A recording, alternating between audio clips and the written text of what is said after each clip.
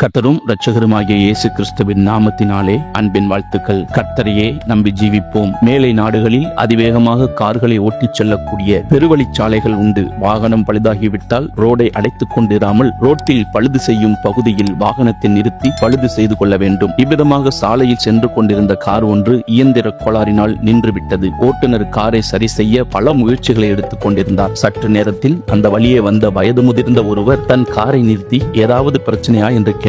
அதற்கு ஓட்டுநர் ஆமாம், என்னவென்று தெரியவில்லை, நடு ரோட்டில் காலை வாரிவிட்டது என்றார். முதியவர் நான் ஏதாவது உதவி செய்யலாமா என்று கேட்டார். ஏற்கனவே எரிச்சலில் இருந்த ஓட்டுநர் உங்கள் வேலையை பார்த்து கொண்டு போங்கள் என்று கூறிவிட்டு காரை இயக்குவதில் மும்முரமாக ஈடுபட்டார். ஆனால் கார் இம்மியளவும் அசையவில்லை. அவைகளையெல்லாம் கவனித்துக் கொண்டிருந்த அந்த முதியவர் நான் உங்களுக்கு உதவாவிட்டாலும் நான் சொல்வதையாவது கேளுங்கள் என்று கூறி ஒரு சில பழுது நீக்கும் முறைகளை சொல்லிக் கொடுத்தார். அதன்படி செய்த பின் கார் ஸ்டார்ட் ஆனது. உடனே அந்த முதியவரை பார்த்து நீங்கள் யார் என்று ஓட்டுநர் கேட்டார். நான் தான் இந்த காரை உருவாக்கிய போர்டு நிறுவனத்தின் தலைவர். வயதாகிவிட்டதால் ஓய்வெடுத்துக் கொண்டிருக்கிறேன் என்றார். தனது அலட்சியமான பேச்சிற்கு மன்னிப்பு கேட்டு சென்றார் ஓட்டுநர். படைத்தவருக்கு தெரியும் நாம் எங்கு குறையாயிருக்கிறோம் என்று. படைத்தவருக்கு தெரியும் நம்மை எங்கு எப்படி சரி செய்ய வேண்டும் என்று. ஒரே காரியம்தான், நம்மை அவரிடம் விட்டுக் கொடுக்கிறோமா என்பதை. பெருமைக்காக எந்த ஒரு செயலையும் செய்யாதீர்கள். பெருமை உள்ளவனுக்கு தேவன் எதிர்த்து நிற்கிறார். தாழ்மை உள்ளவனுக்கோ தேவன் கிருபை அளிக்கிறார் என்பதை நாம் மறந்து போக வேண்டாம்.